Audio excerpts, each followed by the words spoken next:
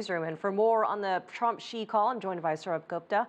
He's a senior policy specialist at the Institute for China-American Studies. Welcome back to the show. Thank you. So, we had this letter, and less than 24 hours later, we had the phone call. What does this signify? It signifies that Trump and his team have spent done some serious bit of thinking with regard to the China relationship and have finally decided to move forward in a responsible way, in a considered and responsible way. And I think from that perspective itself is sufficient and important at this point of time. It was a complete turnaround from what we've seen leading up to even the election, with all the harsh words about China being a currency manipulator, taking the phone call from the Taiwan region leader. Talk to us about this shift. When did it happen? Just a week ago, we saw his daughter, Ivanka Trump, go to the Chinese embassy. Did it start before then? And what did it take to lead up to where they got to this point? I think Trump on China policy has kept a fairly low profile through much of January onwards. He had harsh words to say during his campaign and even as president-elect, but he has pulled back some of his comments starting January.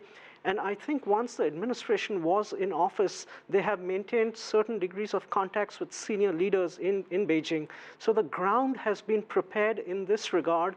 And just like we've seen Trump getting more responsible on many foreign policy questions, even on the Israel settlement issue with the Japanese, with Prime Minister Abe in town, also on the China relationship, considering its immense importance, he is going ahead on this relationship in a considered way.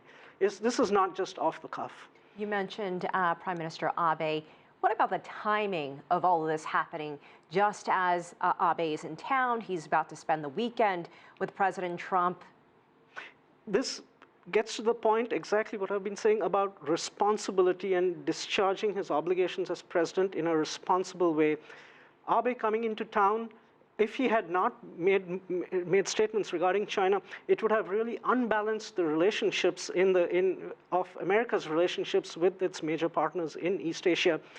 Having made these statements just before Abe came to town shows that he wants to maintain that balance in that relationship in East Asia. He realized he had to do it. He had to do it. And also that he realizes now that it's game on time with regard to foreign relationships. He has to do it in a considered way, not off the cuff, and he has to and that he must pursue these relationships in the seriousness with which they deserve to be treated. China had a lot of patience in waiting and waiting for him to come around. What do you think the reaction is there? We heard that the foreign ministry, they're all pleased by it, but what do you think the consensus will be with now the shift in tone? The consensus will be that China wanted to hear Mr. Trump's words as president and wait till his policies are actually put out rather than just his campaign work on the basis of his campaign rhetoric. They will be relieved that this is what he has said. Their anxieties will obviously be less. But at the same time, we must be prepared that on questions which go very close to his heart on issues like trade, etc., that we might continue to see Trump, the campaigner, putting into action many of those policies. So China will be relieved to a certain extent, but it will want to work on the basis of his policies, not just merely his words, and not just merely his words as a president even. All right, Sourabh Gupta, thank you so much for your time. We appreciate your insight as always. Thank you.